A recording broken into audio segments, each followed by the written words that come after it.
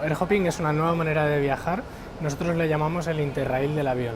Vale, lo que hemos hecho es juntar lo bueno que tiene el Interrail y lo bueno que tiene viajar en avión, que al final es por una parte el precio bajo y fijo del Interrail y la comodidad del avión y el poder ir a destinos que estén lejos entre sí, y lo hemos juntado en un pase que desde 149 euros el usuario puede entrar en airhopping.com y reservar su viaje eligiendo los 2, 3 o 4 destinos que quiera. Bueno, lo que hemos estado haciendo es explicar cómo se pueden detectar oportunidades en el negocio, en el sector del turismo, y no ir siempre a lo tradicional que hemos estado viendo durante mucho tiempo, sino crear nuevas maneras de viajar que sobre todo para la gente joven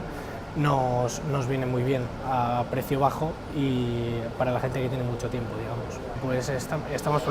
primero estamos probando en España y lo queremos probar también mucho en Latinoamérica, porque la gente de Latinoamérica viene a Europa, pasa un mes aquí normalmente haciendo el viaje en Interrail, y queremos que esta experiencia la puedan trasladar a hacerlo en avión y que puedan tener más tiempo para disfrutar de los destinos y no tanto de